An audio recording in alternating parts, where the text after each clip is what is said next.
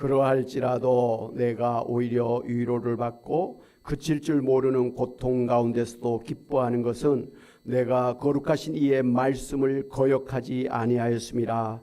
내가 무슨 기력이 있기에 기다리겠느냐? 내 마지막이 어떠하겠기에 그저 참겠느냐? 나의 기력이 어찌 돌의 기력이겠느냐? 나의 살이 어찌 노쇠겠느냐? 나의 도움이 내 속에 없지 아니하냐? 나의 능력이 내게서 쫓겨나지 아니하였느냐? 아멘. 요즘에 인기 있는 트로트곡 중에서 김용희 씨가 부른 사랑의 밧줄이라고 하는 노래가 있는데요. 거기 가사에 보면 사랑의 밧줄로 꽁꽁 단단히 묶어라. 내 사랑이 떠날 수 없게 당신 없는 세상을 단 하루도 나 혼자서는 살 수가 없네 라는 그런 내용이 있습니다.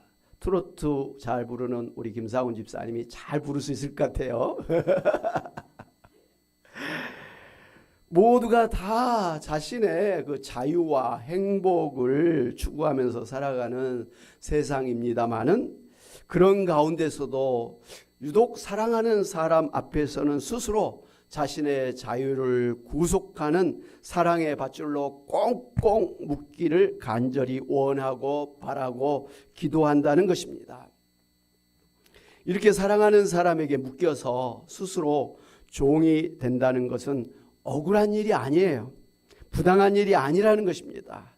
오히려 그것은 영광이요, 행복이요, 기쁨이요, 축복이라는 말입니다.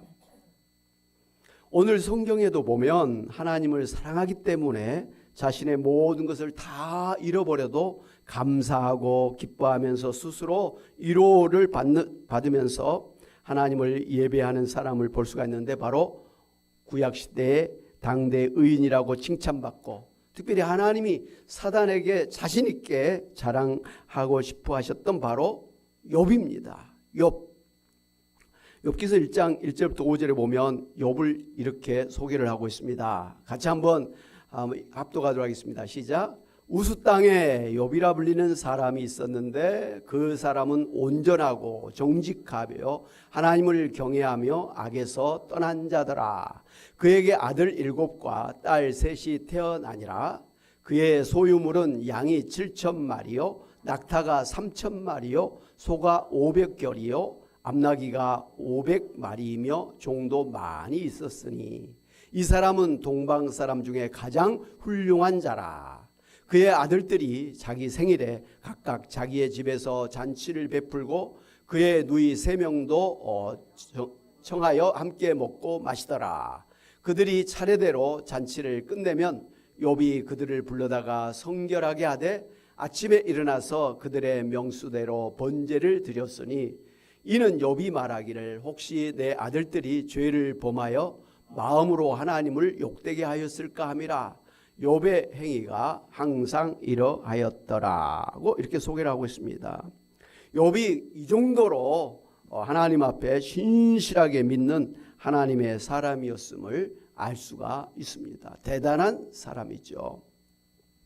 그런데 그런 욥에게 갑자기 모든 재물과 가축을 다 도둑당하고 갑자기 하늘에서 돌풍이 몰려들어서 이렇게 불이 내려와서 또 태워버리고 모든 종들이 다 죽임을 당하고 심지어 자신의 7 아들 딸 3이 한꺼번에 그냥 집이 무너져서 죽는 그렇게 불행을 당하게 되었고 또 심지어 이제 이 욥의 몸조차도 머리에서 발끝까지 온몸에 악창이 생겨가지고 그 피고름이 이렇게 막 흐르고 그래서 너무 막 그렇게 힘드니까 이 질그릇 조각을 가져다가 몸을 긁어서 그 얼굴조차도 제대로 알아볼 수 없는 비참한 처지에 빠지고 말았습니다. 이것도 그냥 한꺼번에 그냥 이런 모든 불행이 닥쳐오게 된 것입니다. 그런 욥의 소문을 듣고 평상시에 그와 교제를 나누고 있던 세 친구들이 멀리서 욥을 위로하기 위해서 찾아왔습니다. 그런데 그 친구들과 함께 있다가 갑자기 욥이 너무 힘들어가지고 자신의 인생을 한탄합니다. 차라리 내가 낳지 않았다면, 어머니가 나를 낳지 않았다면 내가 이런 지금 불행한 일을 당하지 않았을 텐데 하면서 한탄을 했습니다.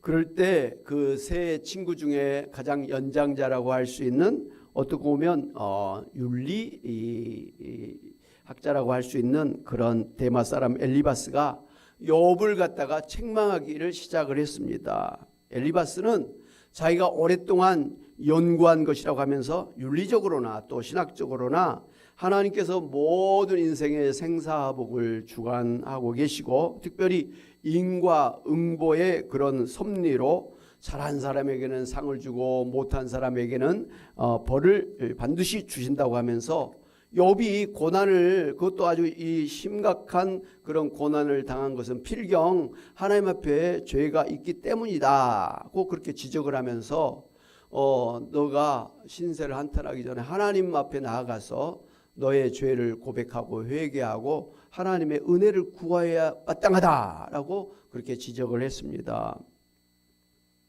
그러자 욥이 그 말을 듣고서 자신을 변론하기 시작을 했습니다. 자신은 그동안 그런 죄를 지은 적이 없이 하나님 앞에 온전하게 정직하게 하나님의 말씀을 따라 신실하게 살아왔다고 그렇게 하면서, 그럼에도 불구하고 하나님께서 지금 자신에게 이런 육체적인 그리고 물질적인 환난뿐만 아니라 그의 영혼까지도 고통을 주셔서 견디기 힘들게 하셨지만, 그러할지라도 오늘 욥기서 6장 10절에 그러할지라도 내가 오히려 위로를 받고 그칠 줄 모르는 고통 가운데도 기뻐한다고 하면서, 하나님을 욕하거나 하나님을 원망하지 아니하고 오히려 하나님 앞에 기뻐하면서 그렇게 하나님 앞에 예배드린 그런 욥의 모습을 볼 수가 있습니다. 어떻게 보면 부당하게 억울하게 졸지에 재산을 다 잃게 되었고, 자식들마저 한꺼번에 다 죽고 말았고, 자신의 몸이 머리에서 발끝까지 악창이 생겨 피고름이 나는 처참한 그런 형편으로 몰락하 있음에도 불구하고 기뻐하고 스스로 위로가 된다고 말할 수 있는 그 이유가 무엇일까가 궁금한 것입니다. 아무리 하나님을 잘 믿는다고 할지라도 갑자기 병이 생기고 자식들이 문제가 생기고 사업이 잘못돼서 길거리로 나갈 수밖에 없는 그런 형편이 된다고 한다면, 어찌 하나님 앞에 기뻐하고 감사하다면서 하나님 앞에 예배를 드릴 수가 있겠습니까? 아마 보통 사람들 같으면, 내가 이렇게 하나님 믿고 내가 그렇게 교회 가서 기도도 많이 하고 봉사도 많이 하고 헌금도 많이 했는데 어떻게 하나님이 우리 가정에 나한테 이럴 수가 있단 말인가 하면서 시험에 들 것 같아요. 그래서 교회도 안 나올 것 같아요. 하나님 앞에 예배도 안 드릴 것 같아요. 그러지 않을까요? 나는 아니라고 스스로 생각하는 분이라면 대단한 신앙을 가지신 분임에 틀림이 없습니다. 어쨌든 욥은 그런 모든 많은 사람들이 시험에 들 만한 그런 처지에 떨어져 있음에도 불구하고 하나님 앞에 엎드려 예배하면서 하나님 앞에 기뻐하면서 이렇게 된 가운데 있는 자기가 위로가 된다고 그렇게 말을 하고 있는 거예요. 도대체 어떤 신앙이기에 이런 가운데서도 하나님 앞에 기뻐하고 예배드릴 수 있는 그런 신앙을 가졌을까요? 오늘 욥의 이런 신앙 고백을 보면은 그 이유를 한 가지 말하는 거 봤는데, 하나님의 말씀을 거역한 적이 없기 때문이라 이렇게 고백을 한 걸 볼 수가 있습니다. 그러니까 지금까지 뭐 힘들고 어려운 때, 뭐 좋은 때에도 하나님의 말씀을 한 번도 거역한 적이 없이 하나님의 말씀을 따라 살았다라는 것입니다. 그것이 오늘 그 어려운 가운데서도 기뻐할 수가 있고 위로가 된다라고 고백하고 있는 것입니다. 오늘 우리는 욥의 이러한 신앙 고백을 보면서 과연 하나님이 인정하고 자랑할 만한 신앙이 무엇인가를 우리가 교훈받기를 바랍니다.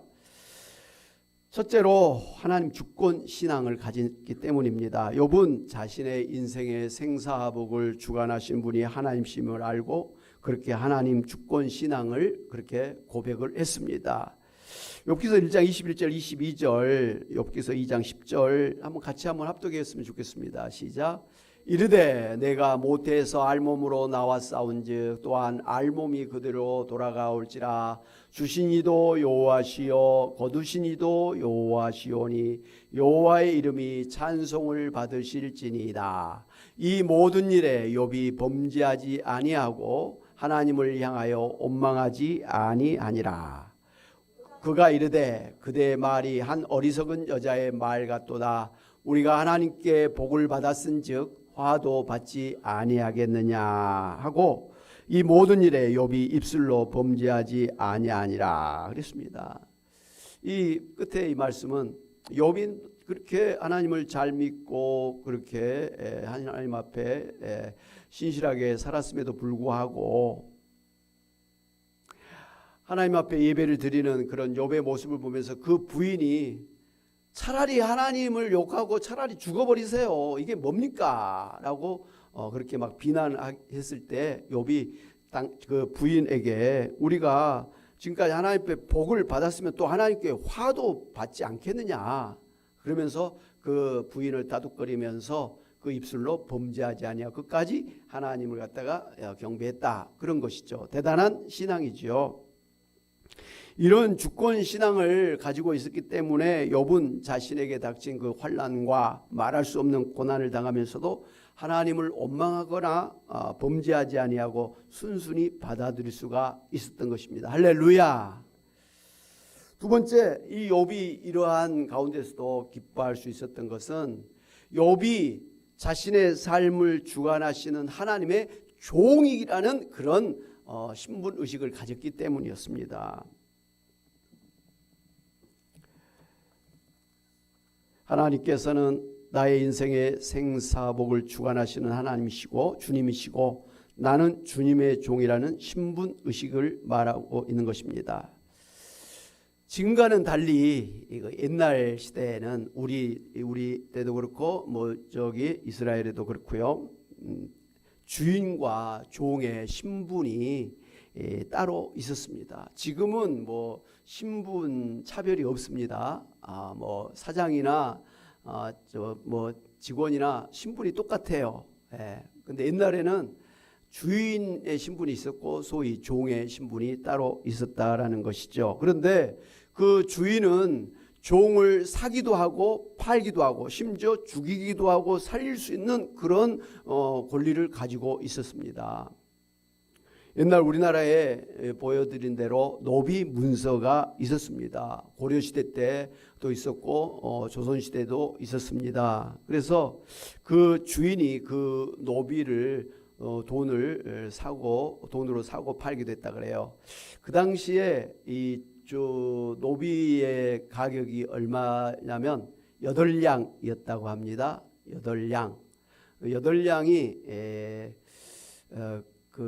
어느 정도의 돈이냐 하면은 그 당시에 그냥 일반적인 집 한 채를 살 수 있는 돈이라 그랬어요. 그러니까 우리가 추노 그런 영화를 보면 노비가 도망가면 막 주인이 추노단을 파견해갖고 막 어디까지 끝까지 쫓아갖고 다시 찾아오지 않습니까? 왜? 재산이기 때문에 그래. 집 한 채에 해당되는 재산이기 때문에 도망가는 것을 절대로 용납을 하지 못했던 것이죠. 어찌됐든 이렇게 사기도 하고 팔기도 하고 또 그 매매 계약이 바로 노비 문서예요. 그걸 또 인증도 하고 이렇게 손으로 이렇게 서명도 하고 이런 노비 문서들이 지금도 있어서 그 옛날 노비 문서는 지금으로 하면 한 1,000만 원 정도의 가치가 있다고 합니다.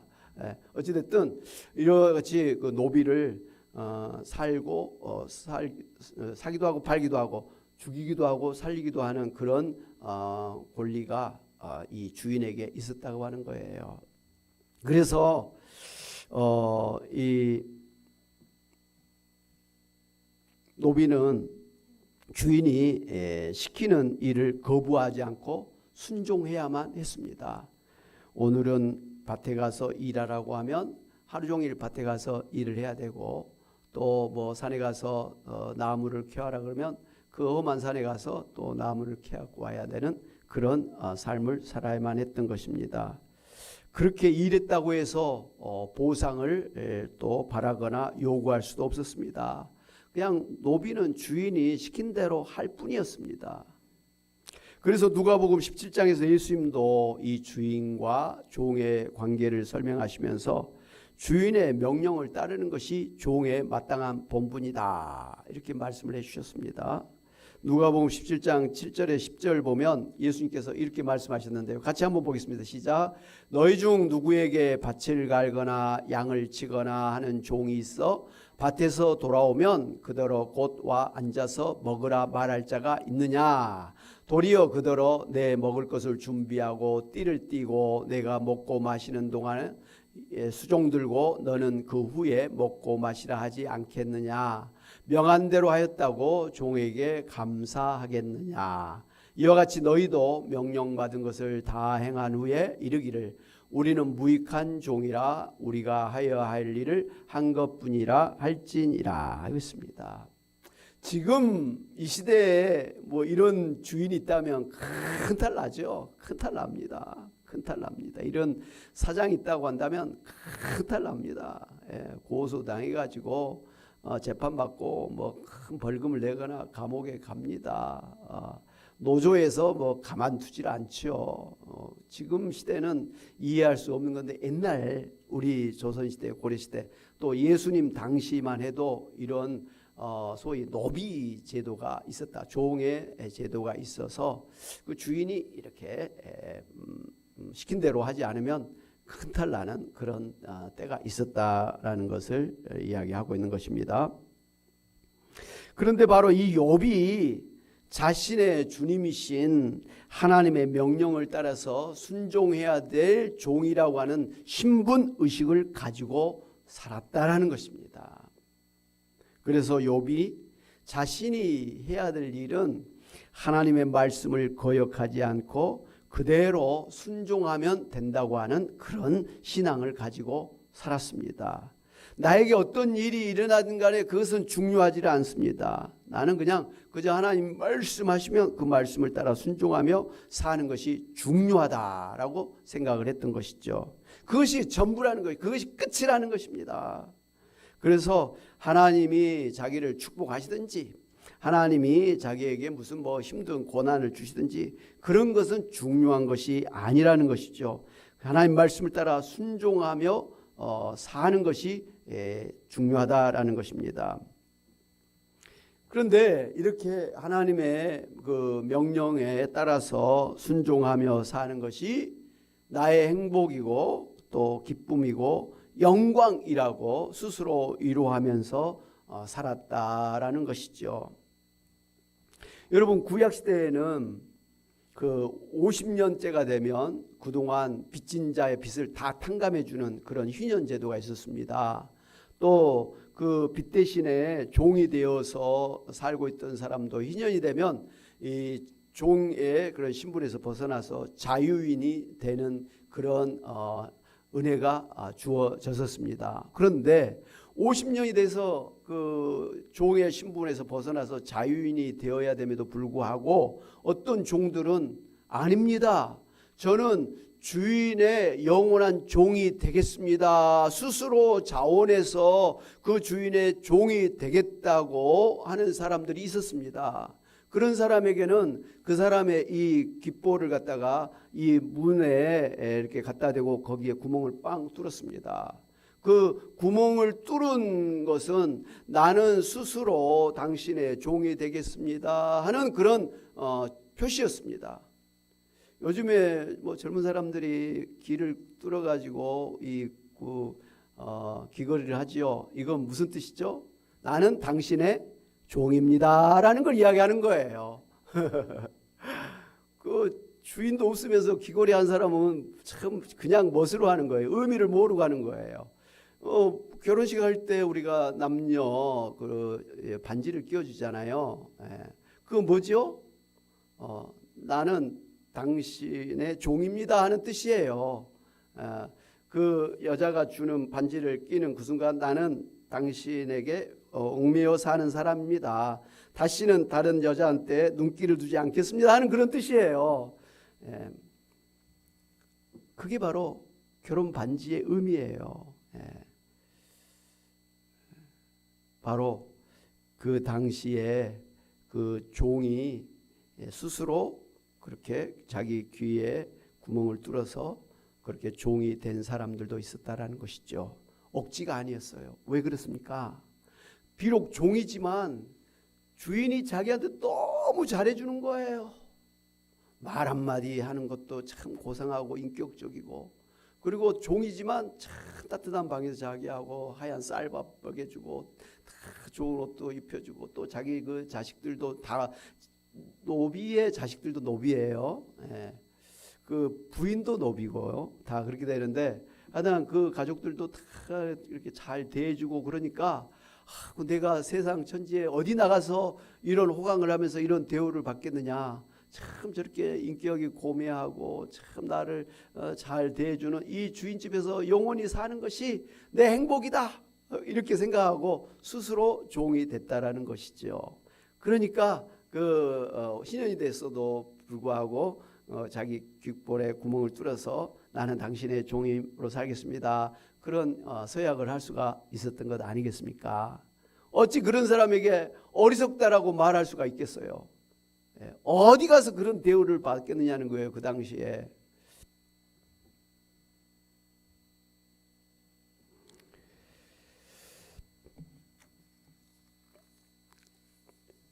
그 안중근 의사의 그 옥중 그 유묵이라 그러죠. 옥중에서 그 묵으로 쓴 글씨, 서예 글씨가 있는데 이게 한 200여 점이 있다고 합니다. 거기서 안중근 의사는 이렇게 서예를 쓰기도 하고 또 책을 쓰기도 하고, 하여튼간 참 귀한 시간을 보냈습니다. 그 중에서 위국 헌신 군인 본분이라는 서예 글씨가 있는데요. 뭐 뜻을 하면 나라를 위해서 몸을 바치는 것은 군인의 본분이다라고 하는 그런 글씨가 참 유명합니다. 이것은 여러분이 잘 아신 것처럼 안중근 의사가 하얼빈에서 여기에서 조선 제1대 통감인 이토 히로부미를 암살한 후에 체포되었지요. 그래서 이제 일본의 형무소에 투옥되어서 이제 지낼 때에 일본 간수 치바라고 하는 사람이 안중근 의사의 그런 충성스러운 애국심에 감명을 받아서 그 안중근 의사에게 조선을 침략한 일본의 잘못을 인정하고 사과를 했다고 합니다. 그때 안중근 의사가 이 위국 헌신 군인 본분이라고 하는 유목을 써서 선물해 줬는데요.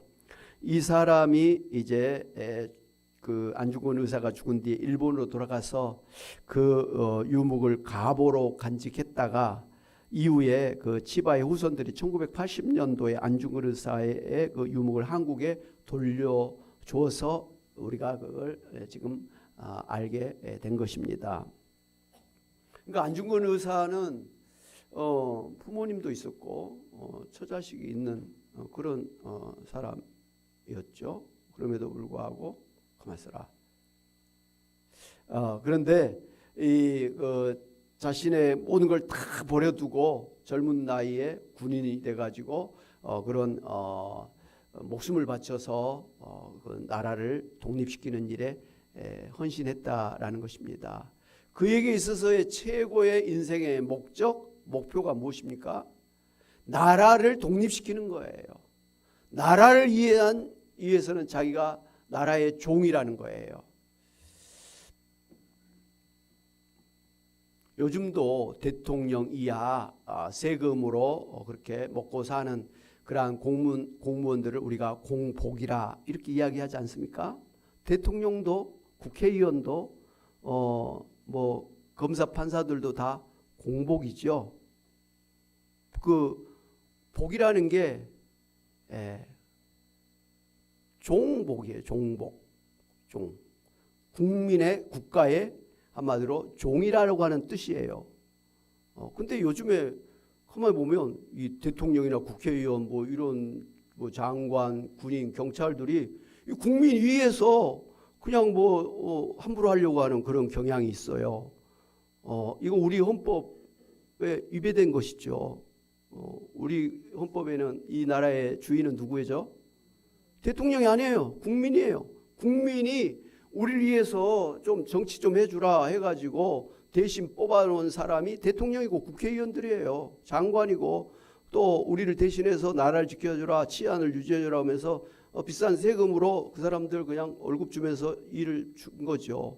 국민이 세워준 사람들이 국민 위에 있으려고 하니까 이런 참 이상한 일들이 벌어지고 있는 거예요.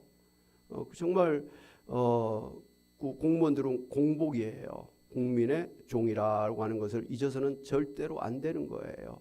또 우리는 그런 권리를 갖고 있다는 걸 알고 나를 가장 잘 대변해주고 나를 위해서 가장 잘 일할 사람을 여러분 뽑아야 돼요. 이번 대통령 선거 때 여러분 너무 뭐 지역을 따지고 같은 성씨라고 뭐 그 사람을 뽑아주고 같은 뭐 당이라고 뽑아주고 그러면 안 돼요. 당이 지금까지 우리가 이제 보니까 다 그 당이더라고요. 예, 그래서 너무 당에 보지 말고요. 정말 그 사람이 어떤 인생을 살았는지, 어떤 정말 어떤 정치관을 가지고 인생관을 가지고 또 그런 준비를 해온 사람인가를 잘 보시고요. 그러나 100점 만점짜리는 한 사람도 없습니다. 다 잘한 점이 있고 못한 점이 있어요. 그 중에서 내 마음에 가장 마음에 합한 사람 뽑으면 돼요. 나한테 맞지만 저 사람한테 안 맞는 경우도 있으니까 너 이 사람 뽑아야 된다 그렇게 말하면 큰 탈 나는 거예요. 그 이번에 대통령 선거하면서 예를 들면 나는 이 사람 뽑으리라 마음속에 점을 찍어두고 사람이 있을 수 있어요. 근데 그걸 다른 사람 앞에 말하면 큰 탈 납니다. 부부끼리도 싸워요. 그리고 연인끼리도 나는 이 사람은 저 사람 다른 사람이면 그 사람 깨집니다. 친구 사이에도 확 의가 상해버리고요. 교회 안에서도 목사님하고 여러분들하고 확 달라질 수 있고 뭐 그런 거잖아요. 그렇기 때문에 제가 생각할 때 어찌됐든 이번 대통령 선거 때는 그냥 자기가 생각한 사람을 잘 생각해서 뽑고 다른 사람 앞에서 뭐 이 사람 뽑아라 저 사람 뽑지 말아라 이런 말씀하지 마시기를 바랍니다. 어찌됐든 이 나라의 모든 공무원들은 국민의 종이라고 하는 그런 의식을 가지고 그 일을 하는 게 마땅한 본분이에요. 오늘 이 안중근 의사도 그렇게 했고 예수님도 비록 하나님의 아들이시지만 하나님의 아버지의 뜻을 따라서 인간의 몸을 입고 태어나서 억울하게 붙잡혀서 고문을 당하고 십자가를 짊어지시고 못 박히고 채찍에 맞고 침뱉음을 당하고 모욕을 당하시고 십자가에 달려 죽으셨습니다. 예수님께서 12군단이나 되는 천군 천사를 불러서 자신을 잡으려고 칼과 몽치를 들고 달려든 무리들을 물리칠 수가 있었습니다마는 그렇게 하면 이런 일이 있으리라고 하신 하나님의 말씀이 어떻게 이루어지겠느냐고 하시면서 순순히 붙잡혀 그렇게 가셨던 것입니다. 그 정도로 하나님의 말씀을 따라서 순종하는 것이 자신의 본분인 것을 알았기 때문이었습니다. 얼마나 힘들었으면 차라리 이 잔을 내게서 멀리하게 해 주옵소서. 할 수만 있다면 이 십자가에 죽지 않게 하기를 바랍니다. 그게 예수님의 본심이었어요. 그럼에도 불구하고 하나님의 말씀을 따라서 그 말씀을 이루는 것이 아들된 본분이라고 생각하기 때문에 죽음조차도 그냥 불사하고 십자가에 돌아가셨던 것입니다. 할렐루야. 그 덕분에 우리가 모든 죄를 용서받고 구원받게 된 것 아니겠습니까? 사랑하는 여러분, 욥이 이렇게 자신의 인생의 주인이신 하나님을 위한 종으로서 하나님의 말씀을 따라 순종하는 것을 본분으로 삼고 살았습니다. 그래서 하나님을 위해서라면 자신의 모든 물질도 심지어 자신의 생명조차도 자신의 그러한 자녀들까지도 하나님께 드릴 각오를 하고 살았다라는 것입니다. 그렇기 때문에 자신의 모든 재산이 날아가고 모든 자식들이 한꺼번에 죽고 자신의 몸에 만신창이가 될 정도로 악창에 걸려서 고통을 당하고 있을 때에도 하나님을 원망하거나 또 범죄치 아니하고 오히려 하나님께 예배하면서 기뻐하고 감사할 수가 있었던 것입니다. 할렐루야.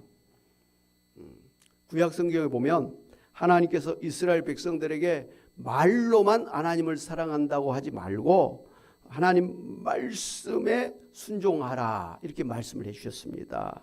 그래서 하나님은 황소를 들여서 제사를 드리는 것보다 하나님의 말씀을 따라 순종하는 것을 더 중요하게 받으셨다고 말씀하고 있습니다. 여러분 신약 성경에서도 행함이 없는 믿음은 죽은 믿음이다 그랬죠. 그리고 하나님 말씀을 따라 짓지 아니하는 모든 삶은 모래 위에 지은 집과 같아서 홍수가 나고 창수가 나면 무너지고 만다. 심지어 아무리 귀신을 쫓아내고 기적을 일으키면서 선지자 노릇을 할지라도 그 하나님 말씀과는 무관하게 자기 마음대로 하는 그런 종교 지도자들을 나와는 상관이 없다고 하면서 지옥의 심판을 내린 것을 볼 수가 있습니다. 그만큼 하나님을 나의 주님이라고 믿는 사람은 하나님의 말씀을 따라서 순종하는 것을 나의 본분이라고 생각하면서 살아야 된다라는 것입니다. 사랑하는 여러분, 오늘 우리도 하나님이 나의 인생의 생사복을 주관하시는 나의 최고의 주님이신 것을 알고 그 하나님의 말씀을 따라 순종해야 될 영광스러운 주님의 종이라고 하는 신분의식을 가지고 내가 이해할 수 없는 고난과 환난 가운데서도 하나님을 기뻐하면서 하나님 앞에 감사하면서 하나님 앞에 예배하면서 그 모든 그런 고난을 잘 이겨내시는 여러분 되시기를 바랍니다. 그리하시면 이 욥이 그 모든 고난 가운데서도 하나님을 끝까지 믿고 하나님 말씀대로 살려고 했을 때 하나님께서 다 갑절로 회복시켜 주셨잖아요. 축복해 주셨잖아요. 다시 물질을 주셨고 자녀들을 더 이쁘고 더 훌륭한 자식들을 주셨고 또 몸이 완전하게 건강을 회복하게 하셨고 또 하나님께 크게 영광을 돌리는 그런 결론을 우리가 욥기서를 통해서 볼 수가 있는 것처럼 하나님은 오늘 우리가 지금은 당장 어려운 것 같고 이해할 수 없는 고난일지라도 하나님 앞에 끝까지 믿음으로 하나님 앞에 나아가면 하나님 반드시 갑절로 갚아주시는 축복하시는 하나님이신 줄 믿고 하나님 앞에서 늘 믿음의 삶을 살아가시는 여러분 되시기를 주님의 이름으로 축원합니다. 아멘. 우리 말씀을 생각하면서 한번 같이 복음송 같이 찬양하겠습니다. 오직 주의 사랑에 매여 내 영 기뻐 노래합니다. 이 소망의 언덕 기쁨의 땅에서 주께 사랑드립니다. 할렐루야. 오직 주의 사랑에 매여 내 영 기뻐 노래합니다. 이 소망의 언덕 기쁨의 땅에서 주께 사랑드립니다. 오직 주의 임재 안에 갇혀 내 영 기뻐 찬양합니다. 이 소명의 언덕 거룩한 땅에서 주께 경배드립니다. 주께서 주신 모든 은혜 나는 말할 수 없네. 내 영혼 즐거이 주 따르렵니다. 주께 내 삶을 다시 한번 찬양합니다. 오직 주의 사랑에 매여 오직 주의 사랑에 매여